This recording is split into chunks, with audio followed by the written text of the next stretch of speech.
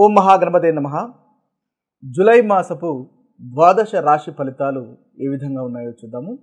ముందుగా ఈ మాసంలో ఉన్నటువంటి గ్రహస్థితిని ఒకసారి మనం గమనించినట్టయితే, ఈ మాసంలో శుక్రుడు తన సొంత రాశి అయినటువంటి వృషభ రాశిలో సంచారం చేస్తున్నాడు. అదేవిధంగా గురువు మనకి మిథున రాశిలోను, అదేవిధంగా రవి కూడా మిథున రాశి, అదేవిధంగా కర్కటక రాశిలో ఈ మాసంలో సంచారం అనేది ఉంటుంది. ఇక బుధుడు మనకి కర్కటక రాశిలో సంచారము, కేతువు అదేవిధంగా కుజుడు మనకు సింహరాశిలో ఈ మాసంలో సంచారం చేస్తున్నాయి. ఇక చూసుకున్నట్టయితే రాహు వచ్చేసి మనకి కుంభరాశిలోను, అదేవిధంగా శని మీనరాశిలో సంచారం అనేది ఈ మాసంలో అనగా ఈ జూలై మాసంలో గ్రహం యొక్క సంచారం. ఈ సంచారాన్ని ఆధారంగా చేసుకొని ద్వాదశ రాశుల యొక్క రాశి ఫలితాలు ఏ విధంగా ఉన్నాయో చూద్దాము. కన్యారాశి వారి యొక్క ఫలితాలు మనం ఒకసారి గమనించినట్టయితే, కన్యారాశి వారికి ఈ మాసంలో దాదాపు చాలా ఉత్తమమైనటువంటి ఫలితాలే అధికంగా మనకు గోచరిస్తున్నాయి. ముఖ్యంగా వీరికి శుక్రుడు 9వ స్థానంలో సంచారం చేస్తున్నాడు. చాలా చక్కటి అనుకూలమైనటువంటి ఫలితాలు కన్యారాశి వారికి కలగజేస్తాడు. ముఖ్యంగా శుక్రుడు 2వ అధిపతి 9వ అధిపతి అయినటువంటి శుక్రుడు 9వ భావంలో సంచారం అనేది ఉత్తమమైనటువంటి ఫలితాలు కలుగుతాయి. ముఖ్యంగా కుటుంబానికి సంబంధించిన విషయాల్లో వీరికి చాలా చక్కటి ఫలితాలు అనేవి ఎక్కువగా కలుగుతున్నాయి. అదేవిధంగా ఆధ్యాత్మికతకు సంబంధించి కానీ ప్రయాణాలకు కానీ కూడా వీరికి చాలా చక్కటి ఫలితాలు ఈ మాసంలో తప్పకుండా వీరికి కలుగుతాయి. ముఖ్యంగా ధార్మికమైనటువంటి కార్యక్రమాల్లో పాలు పంచుకోవడం లాంటి పనులు మీరు చేస్తారు. దంపతుల మధ్య ఆనందం సంతోషం అనేది ఉంటుంది. భార్య వల్ల ఆనందము సంతోషం అనేది ఉంటుంది. కుటుంబం వల్ల కంఫర్టబుల్ లైఫ్ అనేది ఉంటుంది. ఆనందము సంతోషం అనేది మనకు కలుగుతుంది. ముఖ్యంగా మంచి వస్త్రధారణ, తృప్తికరమైనటువంటి భోజనము, అదేవిధంగా వాహన సౌఖ్యము లాంటి ఉత్తమమైనటువంటి ఫలితాలు మనకి కన్యారాశి వారికి ఈ మాసంలో తప్పకుండా కలుగుతాయి. అదేవిధంగా వీరికి కన్యారాశి వారికి మనకు రాష్ట్రాధిపతి అయినటువంటి బుధుడు లాభస్థానంలో సంచారం చేస్తున్నాడు కాబట్టి ఇది ఇంకా చాలా చక్కటి ఫలితాలు మనకు కలగజేస్తుంది. ముఖ్యంగా దశమాధిపతి అయినటువంటి బుధుడు అంటే ఏదైతే మనము ఆ వృత్తి ఉందో మీరు చేస్తున్నటువంటి జాబు వల్ల అనుకూలత అనేది అధికంగా ఉంటుంది. జాబులో లాభదాయకంగా ఉంటుంది. కాబట్టి ఇది మనం చెప్పవచ్చు. వ్యాపారం చేస్తున్న వారికి కూడా చాలా చక్కటి ఫలితాలు తప్పకుండా కలుగుతాయి. ఎందువల్లంటే బుధుడు వ్యాపారానికి సంకేతం కాబట్టి బుధుడు వీరికి రాష్ట్రాధిపతి, అదేవిధంగా లాభాధిపతి, అదేవిధంగా దశమాధిపతి చేస్తున్నటువంటి వృత్తికి సంబంధించినటువంటి కారకత్వం వహిస్తాడు.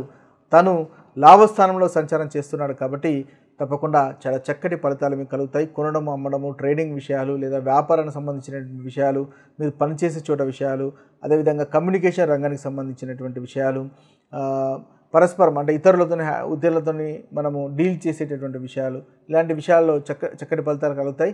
స్నేహితుల వల్ల కూడా లాభాలు పొందేటటువంటి అవకాశాలు మనకు కన్యారాశి వారికి ఈ మాసంలో కలుగుతుంది.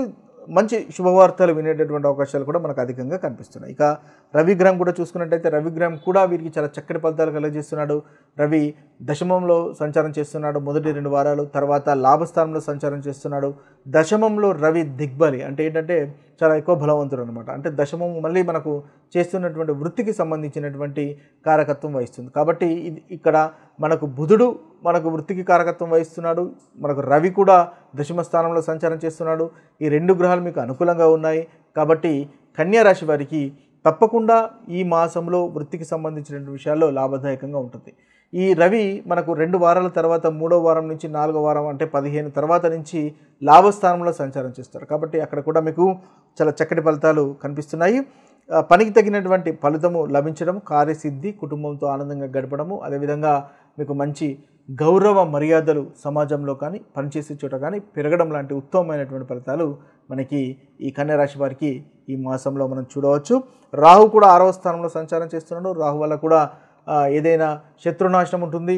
అంతేకాకుండా పోటీకి సంబంధించిన విషయాల్లో మీదే పైచేయి అనేది ఉంటుంది. ఇవి స్థూలంగా మనకి కన్యారాశి వారికి ఈ మాసంలో ఉన్నటువంటి ఉత్తమమైనటువంటి ఫలితాలు. ఇక ప్రతికూలమైనటువంటి ఫలితాలు మనం ఒకసారి చూసుకున్నట్టయితే కుజుడు 12వ స్థానంలో సంచారం చేస్తున్నాడు. ముఖ్యంగా కన్యారాశికి కుజుడు 3వ అధిపతి, అష్టమాధిపతి అనేటువంటి కుజుడు 12వ స్థానంలో సంచారం చేస్తున్నాడు. కాబట్టి కాస్త అనుకోకుండా ఖర్చులు వచ్చేటటువంటి అవకాశాలు కనిపిస్తున్నాయి.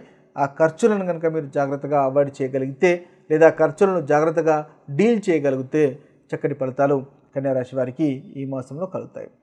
ఇక మీరు ముఖ్యంగా హనుమంతుని పూజించండి. తద్వారా ఈ మాసంలో మీకున్నటువంటి ప్రతికూలమైనటువంటి ఫలితాలు తొలగిపోయి అనుకూలమైనటువంటి ఫలితాలు కలుగుతాయి. ఈ మాసంలో ముఖ్యమైనటువంటి సంఘటనలు కనుక జరుగుతున్నటివి చూసుకున్నట్టయితే మనకు జూలై 10వ తేదీన గురు పౌర్ణమి అనేది జరుగుతుంది. కాబట్టి ఈరోజు ఒక చక్కటి రోజుగా మనము గమనించవచ్చు. ఈరోజు మీకు ఎవరైతే గురువులు ఉన్నారో, మీకు విద్య నేర్పిన వారు కానీ, లేదా మీ యొక్క జీవితంలో మీకు సలహాలు ఇచ్చేవారు కానీ, మీ ఆధ్యాత్మికత గురువులు కానీ ఉన్నట్టయితే వారి యొక్క ఆశీస్సులు తీసుకోండి. తద్వారా చక్కటి ఫలితాలు అనేవి ఈరోజు కలుగుతాయి.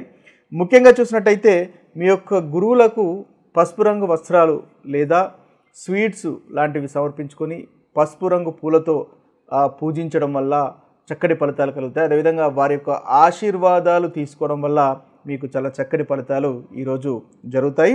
ఇంకా చూసినట్టయితే గురు బ్రహ్మ గురు విష్ణు గురుదేవో మహేశ్వర గురు సాక్షాత్ పరబ్రహ్మ తస్మై శ్రీ గురువే నమః అనేటటువంటి మంత్రాన్ని కూడా మీరు జపించుకోవడం వల్ల ఈరోజు ప్రతికూలమైనటువంటి ఫలితాలు, గురుగ్రహం వల్ల కూడా కలిగే ప్రతికూలమైనటువంటి ఫలితాలు తొలగిపోయి అనుకూలమైనటువంటి ఫలితాలు కలుగుతాయి. అదేవిధంగా బ్రాహ్మణులకు కూడా దానం చేయడం వల్ల ఈరోజు చక్కటి ఫలితాలు కలుగుతాయి. అదొక పరిహారంగా కూడా మనకు కలుగుతుంది.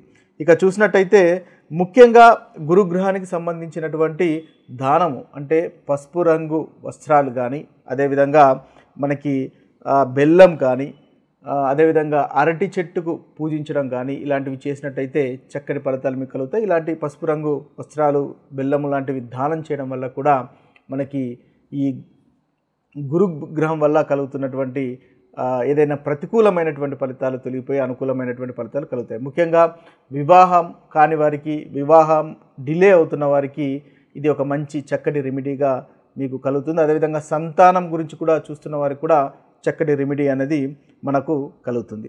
అయితే ఈరోజు ఇంకా చూసినట్టయితే మనం గురు బీజ మంత్రాన్ని పఠించడం వల్ల కూడా 108 సార్లు పఠించడం వల్ల మనకు ఈ చక్కటి ఒక పరిహారంగా కలుగుతుంది. ఓం గ్రాం గ్రీం గ్రోం సహ గురువే నమః అనేటటువంటి బీజ మంత్రాన్ని కనుక పఠించినట్టయితే ఈరోజు మీకు గురుగ్రహం వల్ల కలుగుతున్నటువంటి ప్రతికూలమైనటువంటి ఫలితాలు తొలగిపోయి అనుకూలత అనేది పెరుగుతుంది, గురుబలం కూడా పెరుగుతుంది.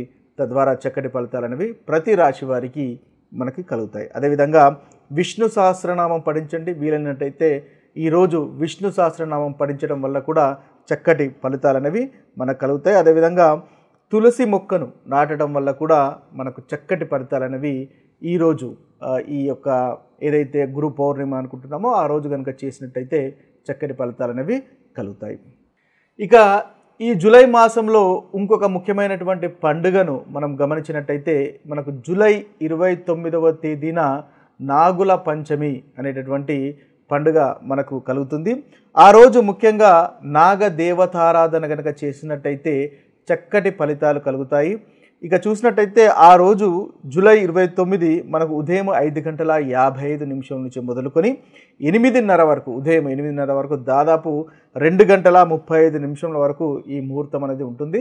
ఈ సమయంలో మీరు నాగదేవతారాధన చేసినట్టయితే అది ఒక పరిహారంగా పనిచేసి చాలా చక్కటి ఫలితాలు, ఉత్తమమైనటువంటి ఫలితాలు మీకు కలుగుతాయి. ముఖ్యంగా చూసినట్టయితే ఏదైతే మనకు డిలేడ్ మ్యారేజ్ అంటే ఏంటి, మీరు ఒకవేళ మీ యొక్క వివాహం ఆలస్యం అవుతున్నా కానీ, లేదా చైల్డ్ బర్త్ ఎవరికైతే సంతానం గురించి చూస్తున్న వారికి సంతానము ఆలస్యం అవుతున్నా, లేదా సంతానం కలగడానికి కాస్త ఇబ్బంది పడుతున్నట్టయితే ఈ నాగదేవతారాధన చేయడం వల్ల చక్కటి ఫలితాలు అనేవి కలుగుతాయి. ముఖ్యంగా ఈరోజు నాగదేవతకు సంబంధించినటువంటి ఆలయ సందర్శనం చేయడము, నాగదేవతకు మనము ముఖ్యంగా పాలను అభిషేకం చేయడం వల్ల చక్కటి రెమెడీగా మనం చూడవచ్చు. అంతేకాకుండా మీరు ఈరోజు ఓం నమో భగవతే వాసుదేవాయ అనేటటువంటి మంత్రాన్ని 108 సార్లు జపించడం వల్ల మనకు ఒక చక్కటి పరిహారంగా కూడా కలుగుతుంది. తద్వారా మీకు ఏదైతే ఈ ప్రాబ్లమ్స్ ఉన్నాయో, ముఖ్యంగా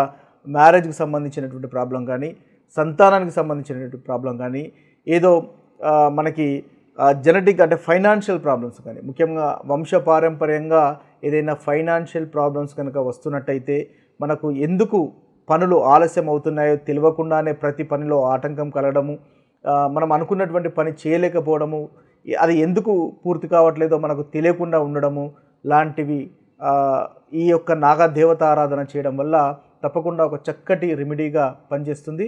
మీకు ఏదైతే ఏ విషయాలను అయితే ఇబ్బంది పడుతున్నారో ఆ విషయాలకు తప్పకుండా విరుగుడు లాంటివి అనేది జరుగుతుంది. ముఖ్యంగా ఈ నాగదేవతారాధన అనేది మీ యొక్క జన్మ జాతకంలో గనక రాహు కేతువు అంటే 1వ స్థానంలో కానీ 7వ స్థానంలో కానీ 5వ స్థానంలో కానీ 8వ స్థానంలో కానీ ఈ స్థానాల్లో కనుక ఉన్నట్టయితే తప్పకుండా ఈ నాగదేవతారాధన చేయడం వల్ల ఆ రోజు ముఖ్యంగా నాగదేవతకి పాలతో అభిషేకం చేయడము, పుట్టలో పాలు పోయడము, లేదా విష్ణువు యొక్క ఆలయం సందర్శించడం, లేదా శివుని యొక్క ఆలయం సందర్శించడం వల్ల ఇది ఒక చక్కటి పరిహారంగా ప్రతి రాశి వారికి ఉంటుంది. తద్వారా మంచి ఫలితాలు కలుగుతాయి. కాబట్టి వీలున్న వారు తప్పకుండా ఈ పరిహారాన్ని చేసుకోవడము మంచిది.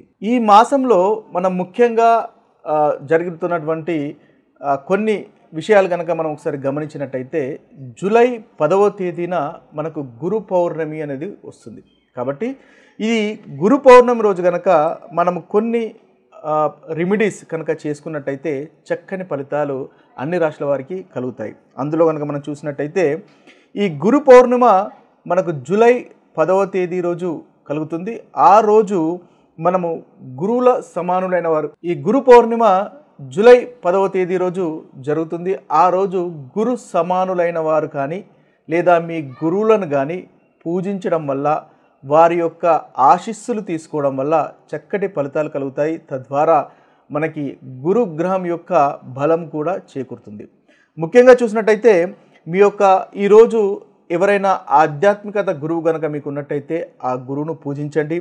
లేదా వారికి ముఖ్యంగా పసుపు రంగు పూలు కానీ లేదా పసుపు వస్త్రాలు కానీ అదేవిధంగా స్వీట్స్ కానీ సమర్పించి వారికి ఆశీర్వాదాలు తీసుకున్నట్టయితే చక్కటి ఫలితాలు అనేవి ఈరోజు కలుగుతాయి. అదేవిధంగా ఓం గురు బ్రహ్మ గురు విష్ణు గురుదేవో మహేశ్వర గురు సాక్షాత్ పరబ్రహ్మ తస్మై శ్రీ గురువే నమః అనేటటువంటి మంత్రాన్ని కూడా ఈరోజు జపించుకున్నట్టయితే చక్కటి ఫలితాలు అనేవి కలుగుతాయి. అంతేకాకుండా బ్రాహ్మణులకు కూడా వస్త్రధారణం కానీ